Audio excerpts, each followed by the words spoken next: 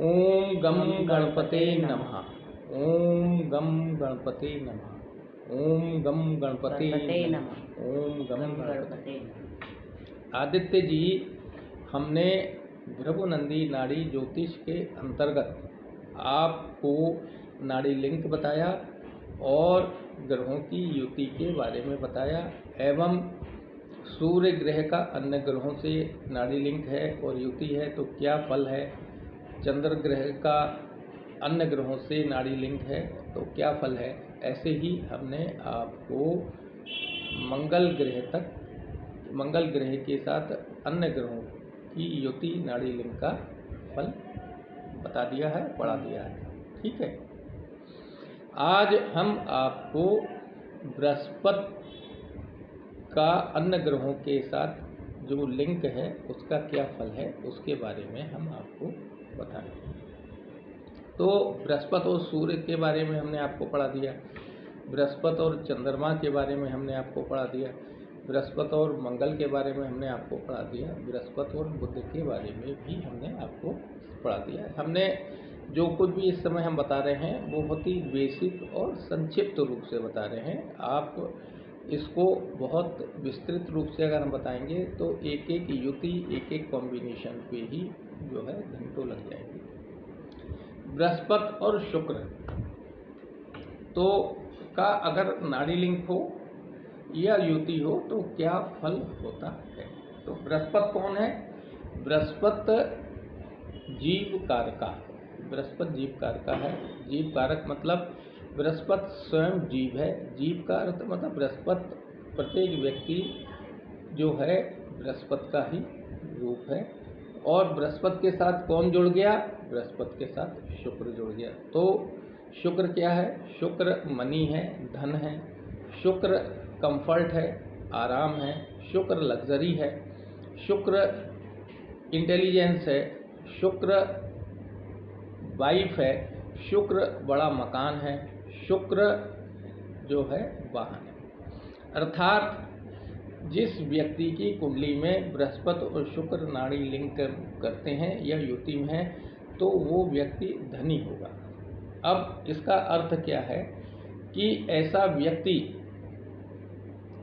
जो है कि जन्म से ही धनी होता है, तो उसका ऐसे व्यक्ति का जिसकी कुंडली में बृहस्पति और शुक्र का नाड़ी लिंक होता है तो वो धनाढ्य परिवार में, संपन्न परिवार में जन्म लेता है और धीरे धीरे फिर कर्म करके वो स्वयं धन का उपार्जन करते हुए धनी हो जाता है और उसे विरासत में भी धन प्राप्त होता है।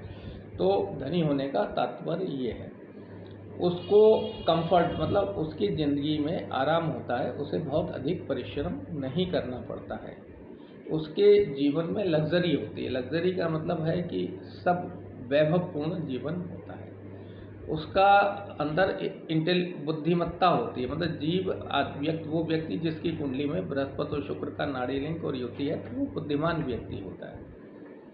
वो व्यक्ति जो है के पास जो मकान होता है वो बहुत बड़ा मकान, लग्जेरियस मकान, आरामदायक मकान अर्थात बंगलो वगैरह होता है।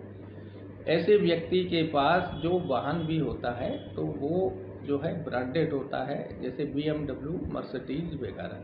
तो बृहस्पति और शुक्र का जो नाड़ी लिंक है, कॉम्बिनेशन है, युति है, ये एक बहुत अच्छा नाड़ी लिंक और कॉम्बिनेशन और युति है। अब शुक्र क्या है? शुक्र है पत्नी। तो बृहस्पति और शुक्र का नाड़ी लिंक जिस व्यक्ति की जन्म कुंडली में है या युति है तो उसकी पत्नी क्या होगी? बृहस्पति क्या है? धार्मिक, उसकी पत्नी धार्मिक होगी। बृहस्पति कौन है? ज्ञानी, तो उसकी पत्नी ज्ञानी होगी, शिक्षित होगी, बुद्धिमान होगी। बृहस्पति क्या है? भाग्य, तो पत्नी भाग्यशाली होगी। बृहस्पति क्या है? एक्सपेंशन, तो पत्नी के गुणों में निरंतर वृद्धि होती रहेगी। तो बृहस्पति और शुक्र का जो नाड़ी लिंक है और युति है, ये कुंडली की बहुत अच्छी युति है। परंतु आप हमसे कह रहे हैं कि बहुत सी जन्म कुंडलियों में बृहस्पति और शुक्र का नाड़ी लिंक और युति होने के बाद भी उनके पास धन का अभाव रहता है, कंफर्ट की कमी रहती है। ऐसा क्यों होता है? तो ऐसा बेटा इसलिए होता है कि बृहस्पति और शुक्र की युति और नाड़ी लिंक के साथ साथ अन्य पापी ग्रहों का भी जो है लिंक हो जाता है, जिसकी वजह से उनके फलों में कमी आ जाती है। और यदि व्यक्ति अपने कर्मों से भी इस योग को खराब कर लेता है, कोई व्यक्ति जिसकी कुंडली के अंदर बृहस्पति और शुक्र का कॉम्बिनेशन है और वो अनैतिकता के रास्ते पे चलता है, धर्म को नहीं मानता है, तो यहाँ पे बृहस्पति खराब होता है, जिससे कि इस फल के अंदर कमी आती है। या शुक्र को खराब कर लेता है, वो दूसरे के धन को अनुचित रूप से लेता है, या जो है कि महिलाओं के साथ बदसलूकी करता है, दुर्व्यवहार करता है। इससे भी ये बृहस्पति और शुक्र का फल कमज़ोर हो जाता है और व्यक्ति को जो है धन का कमी हो जाती है। तो कहने का तात्पर्य यह है कि अगर किसी व्यक्ति की कुंडली के अंदर बृहस्पति और शुक्र नाड़ी लिंक कर रहे हों और युति में हो और उसके जीवन में परेशानी आ रही है, धन की कमी है, कंफर्ट की कमी है, लग्जरी की कमी है, तो उसको ये समझ लेना चाहिए कि हमारी कुंडली के अंदर बृहस्पति और शुक्र जो है शुभ फल नहीं दे रहे हैं। और उनका शुभ फल प्राप्त करने के लिए व्यक्ति को क्या करना है कि बृहस्पति को अपने प्रबल करे, अर्थात अपने गुरुओं का मान सम्मान करे, उनकी आज्ञा का पालन करे, मॉरलिटी, इथिक्स, नैतिकता को माने और ईश्वर की आराधना करे। इससे बृहस्पति बलवान होगा और बृहस्पति और शुक्र का फल व्यक्ति को शुभ मिलने लगेगा। उसके बाद पुनः धन आने लगेगा, पुनः कंफर्ट आने लगेगा। तो जन्म कुंडली में जो है कि योग होना एक ईश्वर की कृपा है। योग हुआ है तो उसका मतलब पूर्व जन्म में हमने कुछ ऐसे कर्म किए हैं जिससे हमारा बृहस्पति और शुक्र अच्छा है, जिसके फलस्वरूप हमारे जन्म कुंडली में बृहस्पति और शुक्र का नाड़ी लिंक और युति है। परंतु बृहस्पति और शुक्र का नाड़ी लिंक और युति होने के बावजूद भी अगर हमको उसका शुभ फल प्राप्त नहीं हो रहा, अर्थात हमारे जीवन में धन का अभाव है, तो हमको जो है कि तुरंत अपने अलाइनमेंट करना है और अपने बृहस्पति और शुक्र दोनों को ठीक करने के लिए प्रयास करना है। इससे क्या होगा कि जैसे ही बृहस्पति और शुक्र जो हैं ठीक होंगे, हमारे पास जो है कि पुनः धन आने लगेगा, कंफर्ट आने लगेगा, लग्जरी आने लगेगी। और भृगु ऋषि ने भृगुनंदी नाड़ी के अंदर धन का एकमात्र कारक शुक्र को माना है। तो ये बृहस्पति और शुक्र का जो युति है बहुत शुभ युति है, क्योंकि बृहस्पति जीव कारक है, शुक्र जो है धन का कारक है, लग्जरी का कारक है। और बृहस्पति और शुक्र का जो युति है, इसका मतलब है कि जीव के पास किसी भी चीज़ की कोई कमी नहीं है और उसका जीवन जो है कि एक सरल, सुखद और आनंदपूर्ण जीवन है। और अगर वो निरंतर जो है कि इस योग को पहचान के, समझ के अपने बृहस्पति और शुक्र को अच्छा रखता है, तो वो मृत्यु पर्यंत तक जो है कि सुखी संपन्न रहेगा। तो बृहस्पति शुक्र समझ में आया दीजिए आपको? ठीक है। अब बृहस्पति और शनि, तो हमने आपको बताया क्या है बृहस्पति। क्या है बृहस्पति? जीव कारक है, बृहस्पति स्वयं जो है कि आप हैं।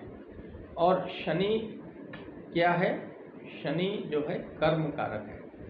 तो ऐसे व्यक्ति, बृहस्पति जो है ज्ञान है, ईश्वर की कृपा है, एक्सपेंशन है और भाग्य है। तो ऐसा व्यक्ति जो भी कर्म करता है तो उस कर्म में उसको सफलता प्राप्त होती है और उसका वो कर्म जीवन भर निरंतर चलता रहता है और वृद्धि को प्राप्त उस कर्म में विस्तार होता रहता है। मान लीजिए किसी ने आज व्यापार 1 लाख रुपए से शुरू किया तो 10 साल के अंदर उसका व्यापार 50 लाख का हो जाता है, उसको प्रॉफिटेबिलिटी वगैरह हो। और उसका जीवन के अंदर सबसे बड़ी बात यह है कि काम निरंतर चलता रहता है, खत्म नहीं होता है। तो बृहस्पति और शनि। अब इसके अंदर और क्या चीज़ है कि शनि, शनि कौन है? चाचा, ताऊ और बड़ा भाई। तो बृहस्पति ज्ञान हो गया, तो चाचा, ताऊ और बड़ा भाई जो है ज्ञानी होंगे, शिक्षित होंगे। बृहस्पति लक है तो चाचा, ताऊ और बड़े भाई भाग्यशाली होंगे। बृहस्पति धार्मिक है तो चाचा, ताऊ और बड़े भाई धार्मिक होंगे। और बृहस्पति जो है कि धन भी है और लक भी है, तो चाचा, ताऊ, बड़े भाई धार्मिक और लकी और धनी और ज्ञानी होंगे। ठीक है, तो जो है कि यहाँ पर हमने बृहस्पति और शनि का भी विस्तार से बहुत बड़ा है, मगर बेसिकली आप ये समझ लीजिए कि बृहस्पति जीव कारक है और शनि कर्म कारक है। तो जीव के साथ कर्म जुड़ गया तो ऐसे व्यक्ति जो भी कर्म करेगा उसमें उन्नति होगी और वो कर्म उसका जीवन पर्यंत तक फलता फूलता उन्नत रहेगा। ठीक है, तो बृहस्पति और शनि समझ में आया। अब बृहस्पति और राहु, तो क्या है? राहु क्या है? राहु मटेरियलिस्टिक है। राहु जो है कि फियर है, राहु कंफ्यूजन है। तो बृहस्पति क्या है? बृहस्पति जो है वो जीव है। तो ऐसा व्यक्ति जो है कि मटेरियलिस्टिक होगा, भौतिकवादी होगा। ऐसा व्यक्ति जो है कि थोड़ा सा एक उसके अंदर डर सा रहेगा, उसके अंदर हमेशा कंफ्यूजन बना रहेगा। मगर जो है ना कि यहाँ पे राहु जो है कि एक्सप्लोजन भी है, और एक्सप्लोजन का मतलब है कि बृहस्पति से अधिक तेजी से एक्सपेंशन करता है। तो ऐसी अवस्था में जिसकी कुंडली के अंदर बृहस्पति और राहु है, वो व्यक्ति अगर अपने बृहस्पति को प्रबल करे अर्थात ज्ञान को आगे बढ़ाए तो वो इसका शुभ फल प्राप्त कर सकता है। राहु क्या है? राहु दादाजी हैं। तो जिनकी कुंडली के अंदर बृहस्पति और राहु का नाड़ी लिंक है और युति है, तो क्या है कि ऐसे व्यक्ति के दादाजी ज्ञानी होंगे, उन पे ईश्वर की कृपा होगी, वो धार्मिक होंगे और भाग्यशाली होंगे। तो बृहस्पति और राहु का फल समझ में आया। अब क्या है बृहस्पति और केतु? तो बृहस्पति क्या है? बृहस्पति जीव है और केतु क्या है? केतु स्पिरिचुअल है, केतु कंसल्टेंट है, केतु डॉक्टर हैं, केतु लॉ हैं, केतु ऑकल्ट हैं, केतु आयुर्वेद है, केतु प्रकृति है, केतु जो है कि स्वयं में ईश्वर है। तो ऐसा व्यक्ति जिसका बृहस्पति और केतु का कॉम्बिनेशन है, तो वो जो है कि एक सलाहकार हो सकता है, वो धार्मिक होगा, वो किसी मंदिर का पुजारी हो सकता है, वो डॉक्टर हो सकता है, वो केमिस्ट हो सकता है, वो आयुर्वेद का ज्ञाता हो सकता है और उस पर ईश्वर की पूर्ण कृपा होगी। ऐसा व्यक्ति जो है बिल्कुल केतु स्वभाव का होता है, केतु स्पिरिचुअल, और जितना वो अपने आस्था ईश्वर के अंदर रखता है उतना ही ईश्वर ऐसे व्यक्ति पर कृपा करते हैं।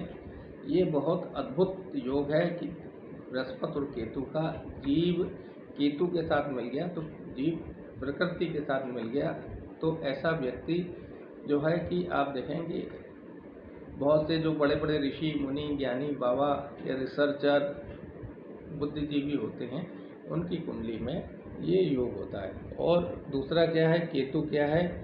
नाना, मामा, भांजा और साला। तो जिस व्यक्ति की कुंडली में बृहस्पति और केतु का कॉम्बिनेशन होता है तो उसके नाना, मामा, भांजा और साला ज्ञानी होते हैं, उन पर ईश्वर की कृपा होती है और वो भाग्यशाली होते हैं।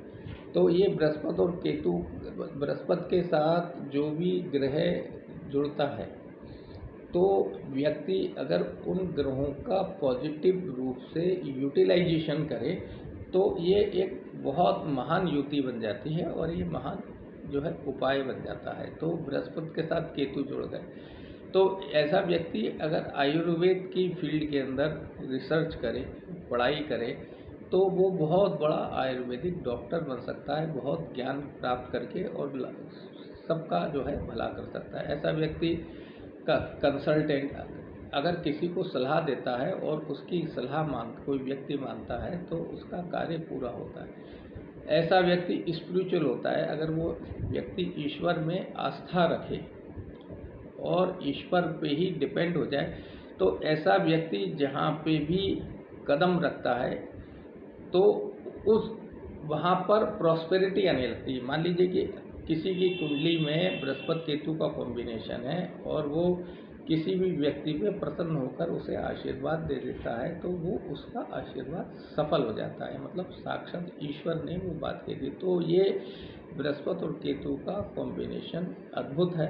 ज्योतिष बेटा जो है ना एक अद्भुत है। ज्योतिष हमको एक प्रॉमिस करती है कि ये कुंडली में गुण है। प्रत्येक व्यक्ति की कुंडली में ईश्वर ने भाग्य दिया है। बस क्या है कि अवेयरनेस, हम जानकारी लें और अपने ग्रहों के अनुसार हम कार्य करें, जिससे कि हम जीवन में उन ग्रहों का पूर्ण फल प्राप्त करके जीवन को सरल, सुखद, उन्नतिपूर्ण और जो है कि प्रॉस्परस बनाएं और जीवन में सद्गति को प्राप्त करें, स्वयं अपना भला करें और इन ज्योतिष को पढ़कर अपने परिवार का, समाज का, अपने इष्ट मित्रों की कुंडली में उनको बताकर उनका भला करें। तो ज्योतिष जो है कि प्रत्येक व्यक्ति को पढ़ना चाहिए, समझना चाहिए और उसको जो है ना प्रॉपर वे में उपयोग करना चाहिए। तो ज्योतिष का अर्थ ये है। ज्योतिष प्रिडिक्शन का खेल नहीं है कि आपने भविष्यवाणी कर दी, ठीक है, भविष्यवाणी कर दी, वो सही है, कुंडली में योग है, मगर योग का मतलब है प्रॉमिस। जैसे कि बृहस्पति और केतु है, बृहस्पति केतु वाला व्यक्ति अगर अपना दिमाग लगाता है, ईश्वर की में आस्था नहीं रखता है, रिलीजियस को नहीं मानता है, तो ये व्यक्ति दुखी रहेगा। मगर वो व्यक्ति इस गुण को पहचान कर ईश्वर की भक्ति करता है, ईश्वर में आस्था रखता है और केतु के गुणों को अपनाता है, तो वो एक सुपर बन जाएगा। तो ज्योतिष का अर्थ है कि भगवान ने जो हमको शक्ति दी है उसको पहचाने और उसका उपयोग करें बेटा, समझे? तो आप भी जो है ना कि ज्योतिष को समझिए और उसका उपयोग कीजिए। आप ज्योतिष का उपयोग करेंगे तो आप ये पाएंगे कि ज्योतिष 100% नहीं 1000% एक्यूरेट है और ये सुपर साइंस है। ठीक। श्री गणेशाय नमः। ओम गम गणपते नमः। ओम गम गणपते नमः।